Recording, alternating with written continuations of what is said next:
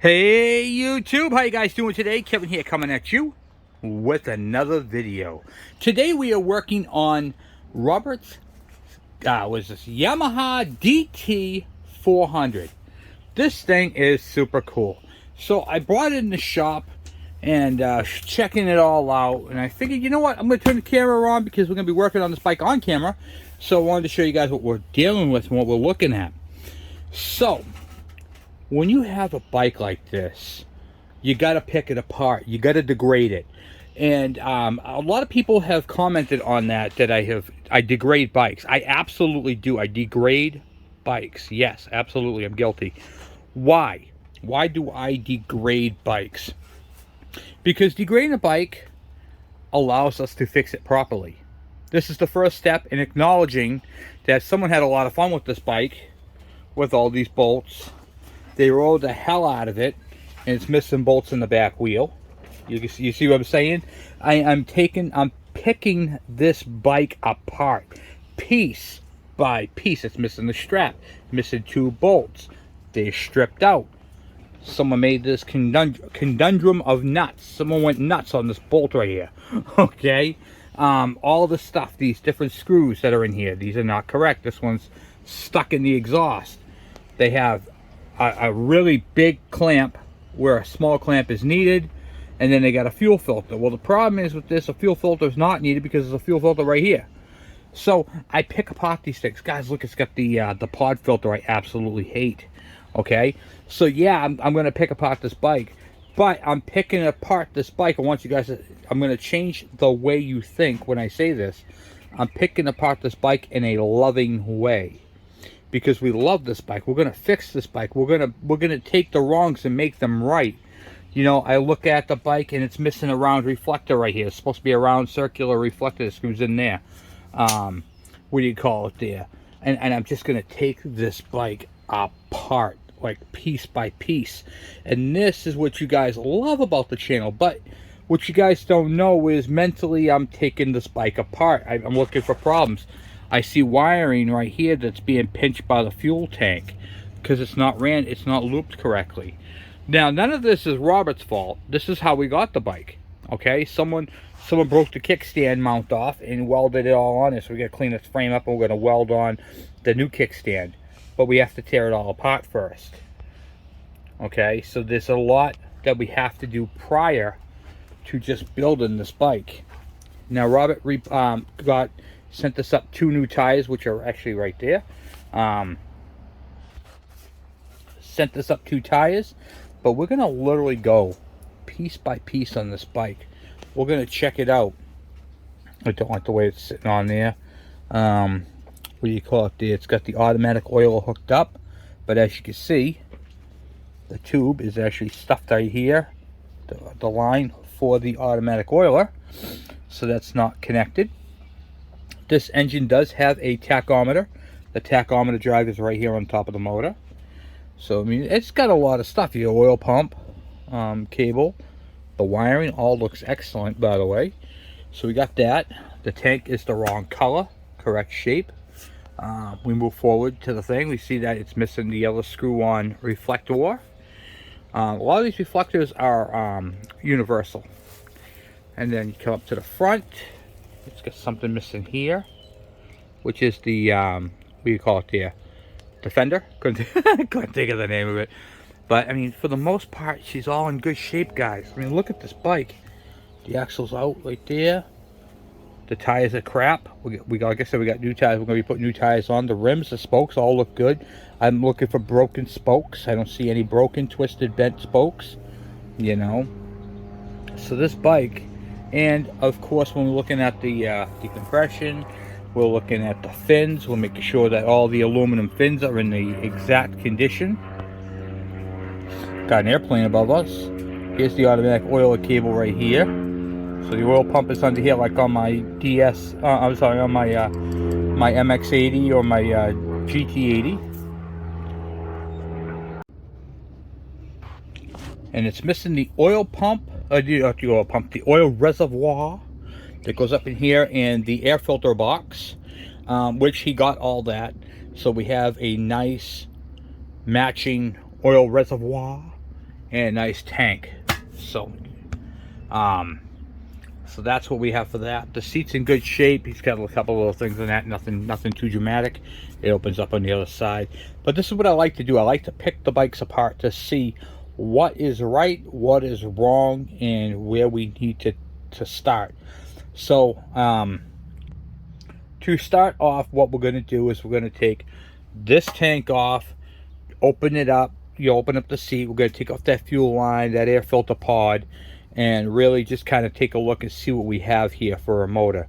We're going to do a compression test on this engine. We have a lot to do, but what we got to do mainly with, oh, he's got the rear fender too. What we have to do is take off all the wrong, all as what I call caca. We got to take all that off, like this bunch of nuts here, that pod filter, this erector set of fuel line. You know, just take it all off, see if these screws come out without breaking. Basically strip the bike down to where everything on the bike is factory and where it should be. Up top, everything looks good. The gauges, the controls, all that look all right. So we're all set from handlebar to handlebar. These are bent. We're gonna have to see if we can straighten them or replace them. But for the most part, the handlebar assembly is good. The front forks, everything is good here. We're going to have to do fork seals, so it is going to need fork seals. But they're not pitted or rusted or anything like that. We have the fender, we have the bolts. The headlight looks all good. All that looks good.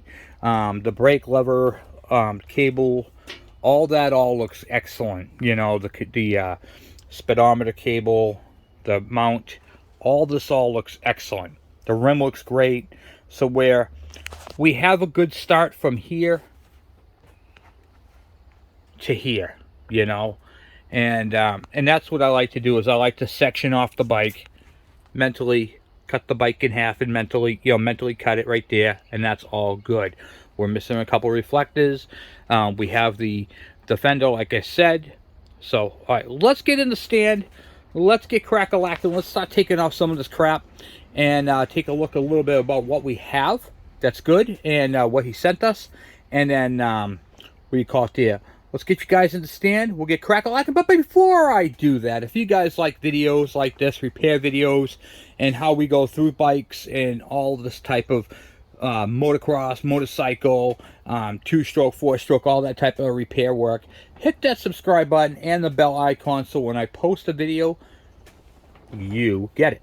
And please don't forget to leave us a thumbs up. This helps bring us higher in the algorithms, so this channel gets promoted more on YouTube. And don't forget, I also have an Instagram, Kevin76, Kevin Bergeron 76. So you can follow me over there, and you'll see some bikes that you don't see on the channel. So you can do that too, and it's another way of communicating with me. And of course, you can also get me on Facebook. All right, guys. So I get you guys in. We go get you guys in the stand, and we'll start tearing apart this beautiful specimen of a machine. Almost forgot before I do that. Let's take a look and see what's underneath the seat here, because I had that open for a reason. Then I closed it, and then forgot the reason why. So this right here is the CDI module for your DT400 right here. And then you got your fuse, which hooks up to the battery. This has all been stripped out. We're going to have to fix that or replace it. And yeah, this is the wiring up in here. It's a little tool area right here if you want to put something there. So the grommets, what I was looking for is the grommets there to hold up the oil tank and all that. Then you got your couple fender mounts here. There's a couple back here, and then a couple on the end. He also bought aftermarket lights, or their like replica lights, because this is going to be an on-off-road bike. So, all right, now I'm going to get you guys in the stand. All right, let's get this fuel cell or fuel tank ripped off the bike. So I'm going to take this right off the carburetor area right here, because this is crap. Look at that, I didn't even loosen. Just never use these style clamps on a bike. They're not good.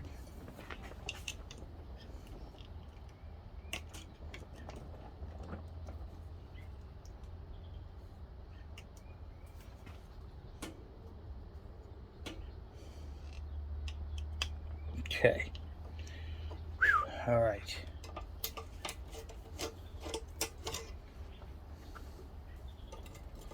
This is like a heater hose clamp you find in a car. Not even, definitely not for a 1/4 inch line.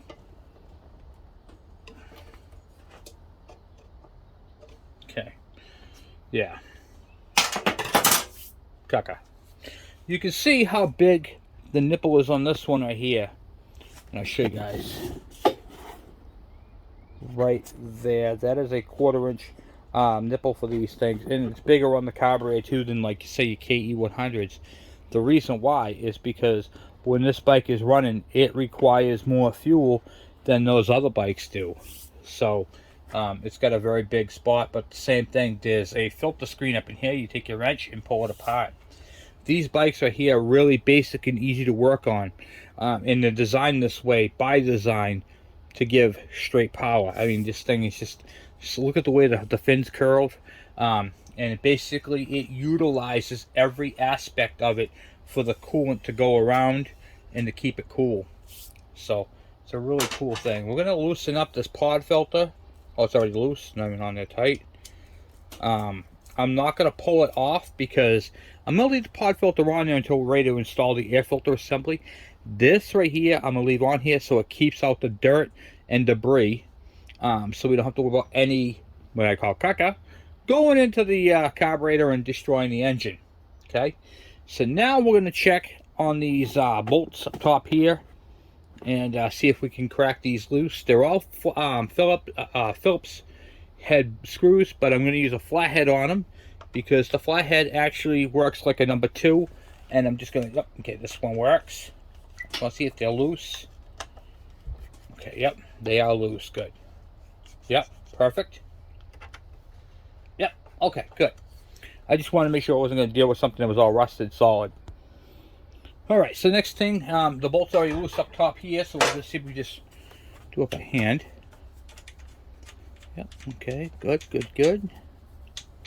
We have the washer. Sometimes these are a little bit tricky to get out. What I'm going to do is I'll lift up on the bottom of it, underneath, kind of wedge it up. So on the frame, there should be a rubber mount that goes over it, and that stops it from twisting and all that. So if that's there, we're in good shape. Which I think, yep. Well, it's got something under there. Okay.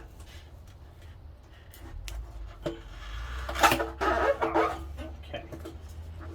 All right. Beautiful.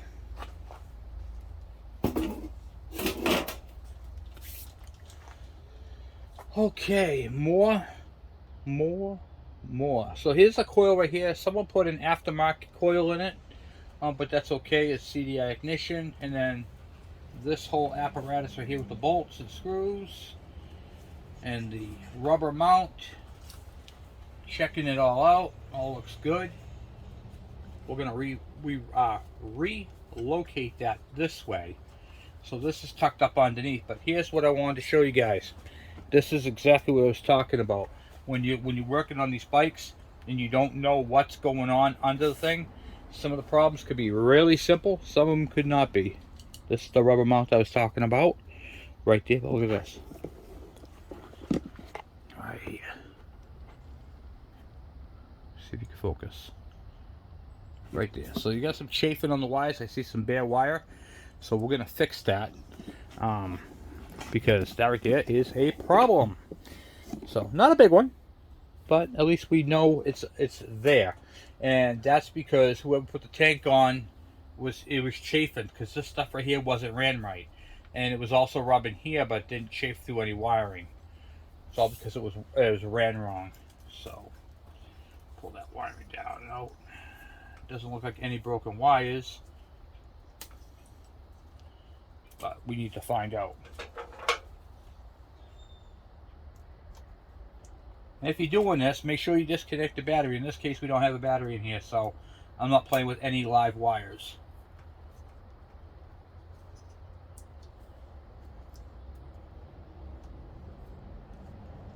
Looks like we got 1 and 2. It looks like only 2 wires have insulation damage, but no broken strands, so that's an easy fix. All right, good. Good. All right, so we got that, and this wire. This part right here hangs up on the frame, but this one doesn't. This one goes on the inside like this and comes up through the neck.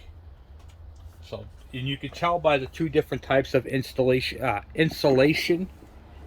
that is on the bike. So this one right here runs parallel with the frame like that, and it cuts over. This one goes above the frame like that. And then, if you remember my other bike, I had not my bike, but Elvin's bike, we had to do it that way. I had to tuck it up under there. It goes in that way. All right, cool. So let's go play with those nuts, right? No pun intended there. Get those all situated and taken out. It's gonna be fun. So a lot of nuts, guys. A lot of nuts, yeah. Stuff like this drives me nuts.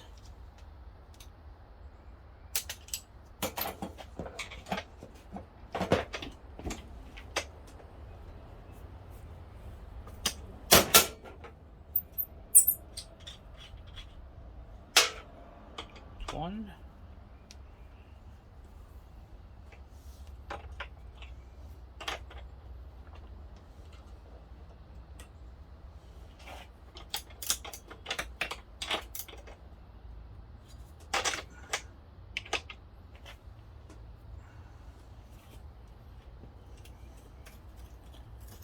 Okay. Dropping everything. Gravity is not my friend today, is it, guys? Once we get that out, that'll be golden.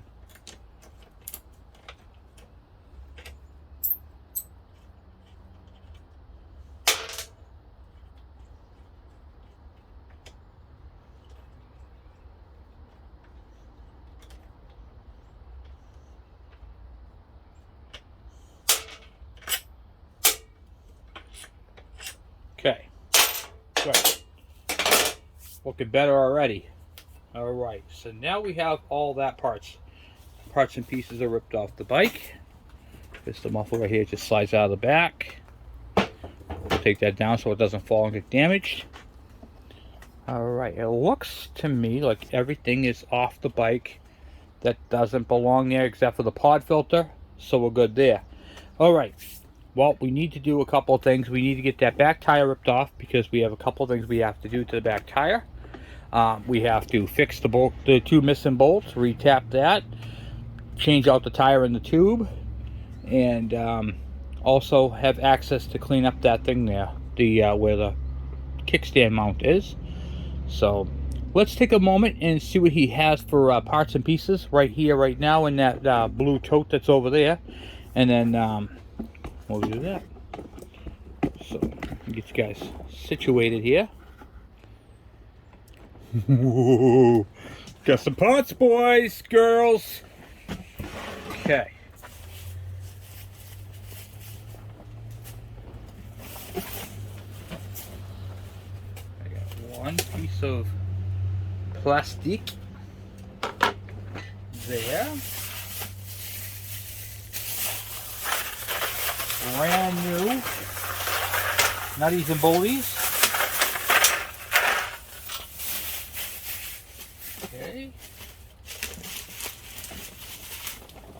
We have a new old stock rear tail light. Be right up there.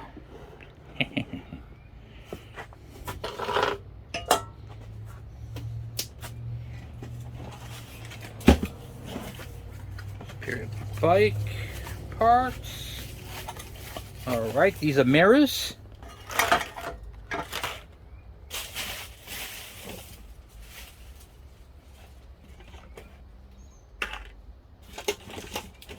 The whole air filter assembly, grommets and spacers, nutties and bolties,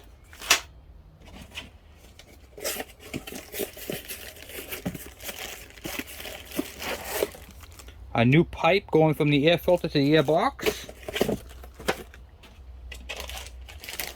an air filter cage, and a cover. Cool. Now we have all this here. So what we're going to do is we're going to put the tail light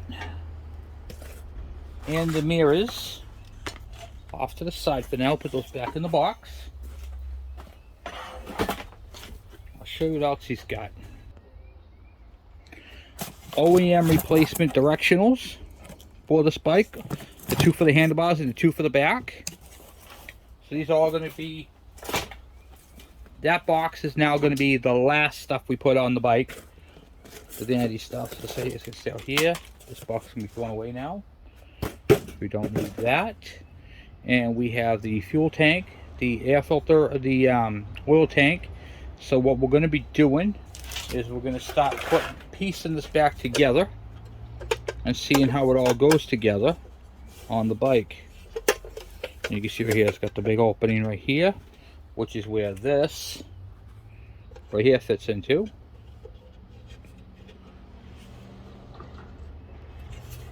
And of course, these are never easy to put together, but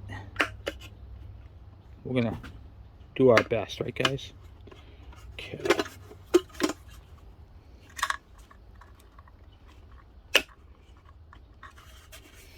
Just one of those things, once you get to where it's got to go,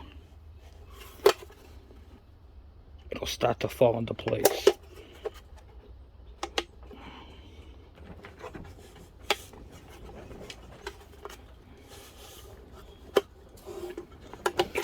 Just a matter of maneuvering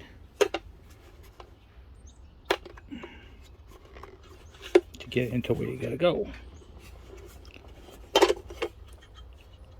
You at home are probably saying to yourself, Kevin, I had to fight with mine. I fought with mine for hours. You literally can. Okay, let me get a screwdriver.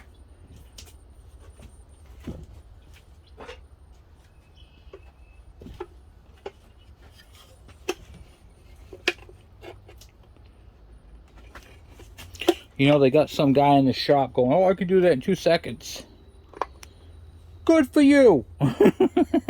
You know?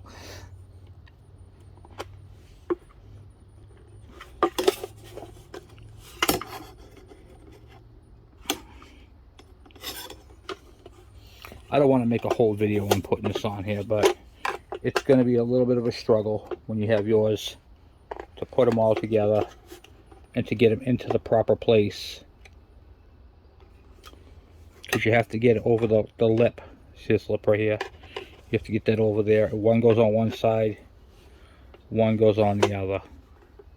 Just take your time, work it in. But if you have it started, don't stop, because you don't want this thing to be stuck in one spot and not in the right spot either. Okay? See how it looks right here? That's how it's supposed to look all the way around. So, but it's one of those things, once you start doing it, you don't want to stop. You just want to get it done. Get it in there if you can.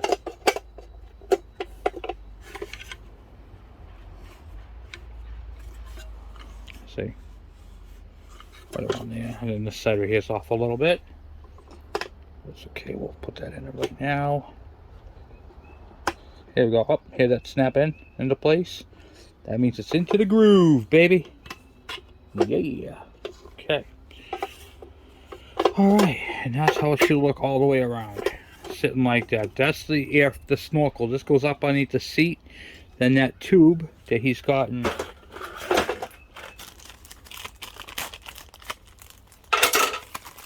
right here, we're going to get the clamps for it. There's specialty clamps for this thing too.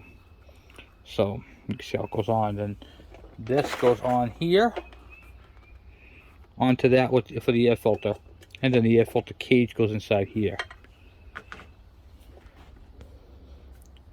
Okay, so when you're putting these bikes together, you will note that there is a grommet on one side right here, and then there's a grommet that fits on the opposite side over there. There's like a little hole. See that right there? I'll show you.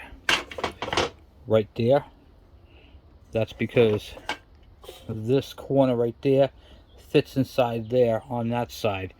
And then it has a bolt that holds it up right here. Now we have a couple things we have to do before we can install this air filter assembly onto this bike. First things first, we got to remove that carburetor, because that carburetor needs to take a bath in the ultrasonic cleaner. I can't put that on, I can't put this bike together with that carburetor in the condition, even if it's running great. It's here. I want to go through the carburetor. I want to check all the settings.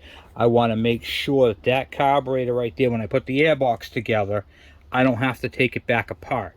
Okay, so I want to talk a couple of things about this bike, about this carburetor. It's a Mikuni carburetor, and it has a little vacuum line right here on the end, on the back side of the carburetor. That is for your oil injection that comes directly out of your pump. So this is your oil line going in, pumping oil into the bike, and this one's pumping oil out to the carburetor. Okay, so you want to take that carburetor, that line off. Okay, now I'm going to teach you guys something. If you're going to be taking this bike apart for a long time, you can put little flags and label them. All right, I'm going to show you guys what I mean. Okay, so what I do is I take some masking tape and a Sharpie marker for this. It's nothing really crazy, but you just rip it off randomly, and then you put the number 1 like that, write number 1 on it. You put this on, you make a little flag. Okay, so now it's labeled number 1. Make sure it doesn't pop off. And then what you can do is you can go over to the oil line, make it number 1 for this one. And then when you put it in the box, you'll know that number 1 goes with number 1. Okay, and that's how you can make a flag like that. And that way, next time you put that carburetor back on, you'll know that that number 1 goes with this number 1. Then you do, you know, obviously the next line will be number 2, like this line will be number 2, number 2. All right, so these are all different things that you can do to help yourself with these bikes. Also, you can do is use your cell phone. So leave this hooked up, snap a photo of it, and then you know next time I go to do it, oh, that's where that oil line went. You see what I'm saying? So use your resources. I know there's a lot of you guys go, I'll just turn on your video. So you get what I'm saying. So what we're going to do is we're going to pull this all apart, and we're going to take that the carburetor apart. Stick the slide out, and then we're going to do the clamp, pull that through, and then boom.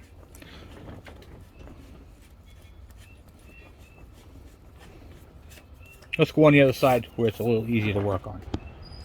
Now, one of the things they did with this bike is they pre-mixed it. It does have an automatic oil, which we're going to hook up. This, see how the carburetor goes through here? That's a reed valve block, okay? You can pre-mix this style bike where the carburetor is on the back of the jug. You can pre-mix this thing all day long. But here's the problem. When Robert puts this bike back together, so I'm putting it all back together for Robert. So now Robert wants to go, we'll say, to the gas station and get gas. Now he can just put straight gas in the fuel tank as long as he has enough oil mix, premix in the oil reservoir. Okay, and the oil pump will automatically mix it for him. He doesn't have to worry about that. That is one of the best parts about having a oil reservoir on your bike. You can go directly to the gas stations, and you can get the what do you call it there, and get straight gas. You don't have to worry about mixing and pre-mixing, because once you do that, if you pre-mix the tank only, you can't just go to the gas station and get gas. You literally have to mix a batch. Would you like to know a fun fact about pre-mixing a bike?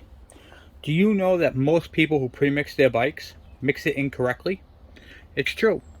Like on a KE100, that is a 25-to-1 oil to fuel ratio. Okay, on something like this, it might even be as high as 16-to-1. But a lot of people go, oh, I've been racing motocross my whole life, and I always mix them 40-to-1. That's more oil. That is an incorrect statement. When you do ratios, the higher the number of, you know, like the 50-to-1 or 40-to-1, the higher that number is, the less oil per gallon of fuel. So when you're mixing 25 to 1, that's a lot of oil. So just so you know, a lot of people mix them incorrectly. And not all two-strokes are created equal. Some have expansion valves that go on the front foot where the exhaust side is. Some of them have high compression heads. Some are made out of aluminum. Some are made out of cast iron.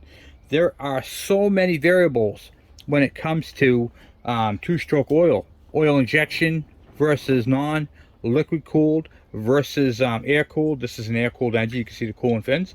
And if it was liquid cooled, it would have a radiator. So do not think for 1 minute because Bobby's bike down the street, his KX100 is running a 40 to 1, which is, I think that's too lean for that bike. But because he decided he's going to race his bike, and I go through rings all the time. He goes, they're a dime a dozen.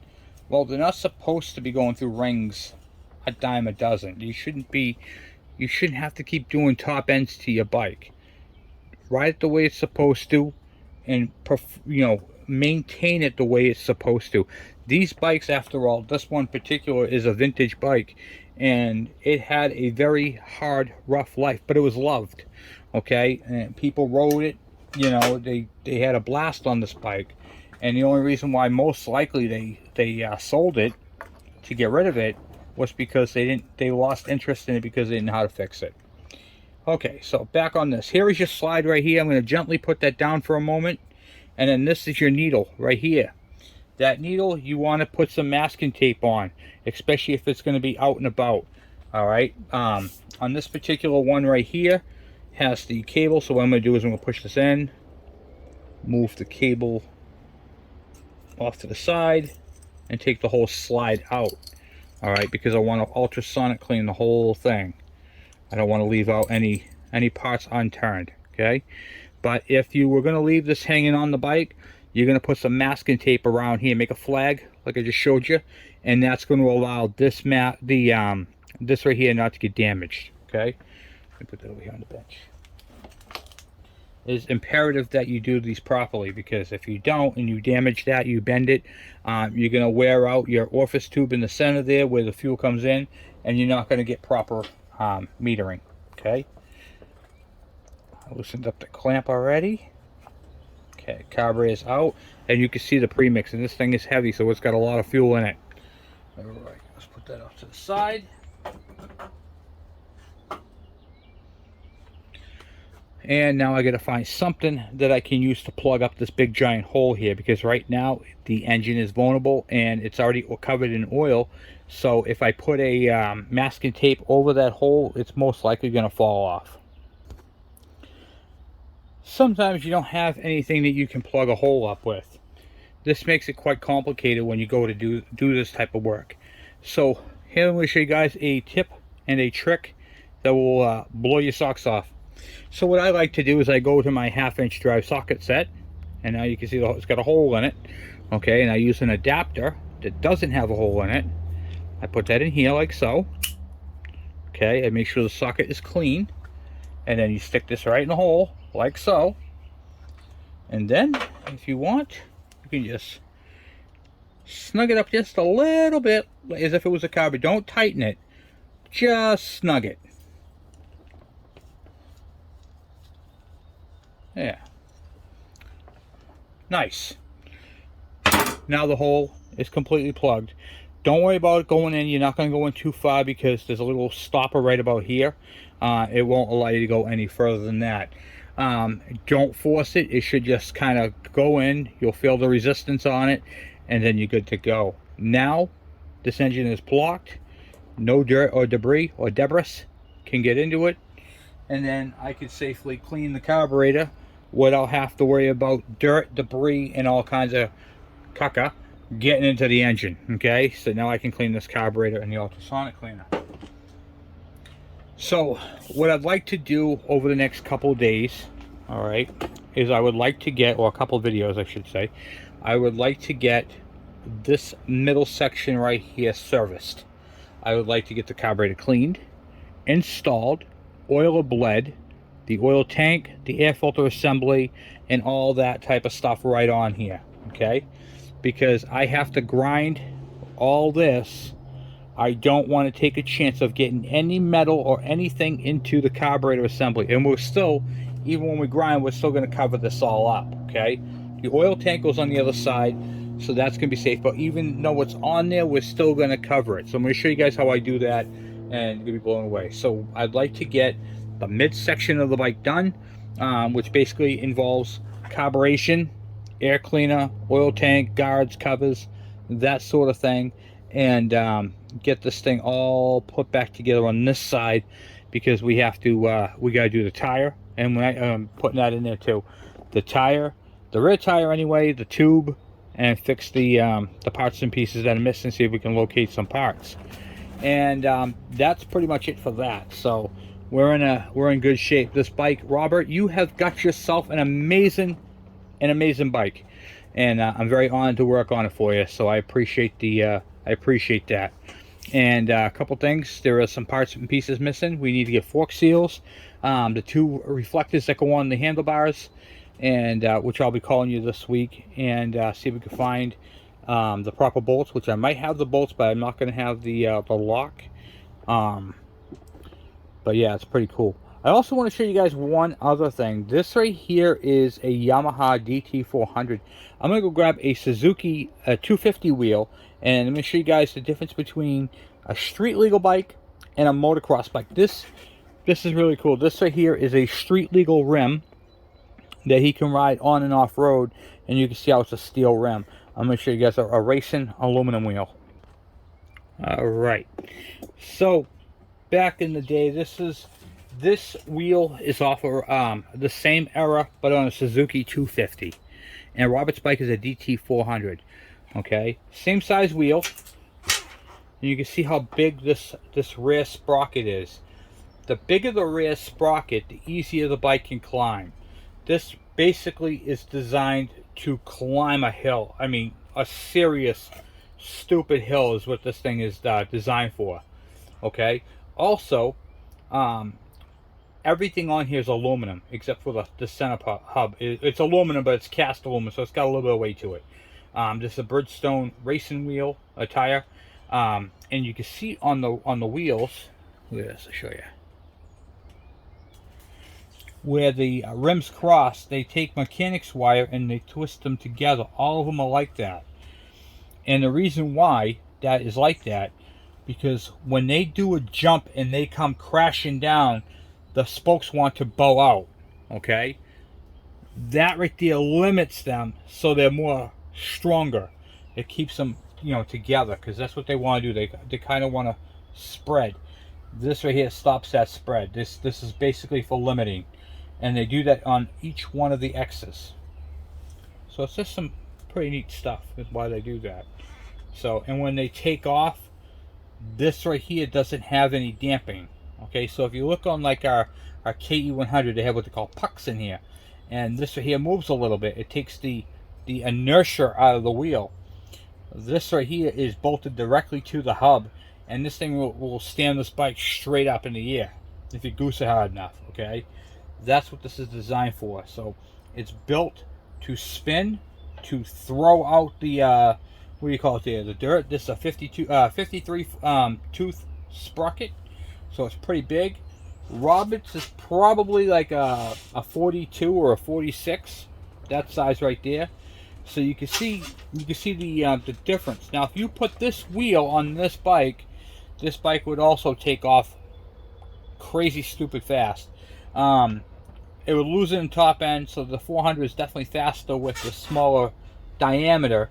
But when you're in motocross, you want to get up and over all the obstacles. This is the sprocket that will take you there. And they're designed, they wear out pretty quickly because they're aluminum, where his is steel. So something pretty neat I wanted to show you guys. There's a lot of technical stuff involved with these aluminum wheels, but this is solid aluminum, and it's really a really great design. This one right here is actually going to go in my scrap pile, but yeah, this thing's pretty cool. So this is for a Suzuki 250. So I wanted to show you the comparison. Same width wheel, The, you know, the width on it is the same exact. It's even got the little bubble in the middle. It's basically the same thing, just all aluminum, and it's got the biggest sprocket. So that's the difference between a motocross and street. So when you have like a steel wheel and someone tells you the bike is a motocross bike, it's not a motocross bike.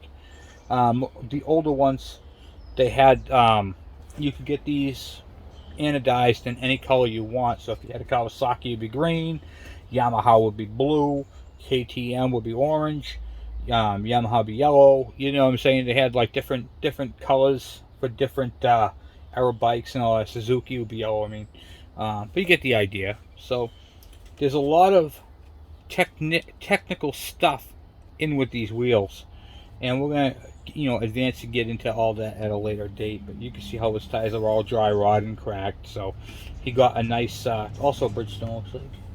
No, what is this thing? Yeah, Bridgestone. I thought it was a Bridgestone. So, yep. I mean, Bridgestone makes some great tires. I know a lot of people are talking about having a hard time finding tires. You can go right on eBay, try to find your tire size.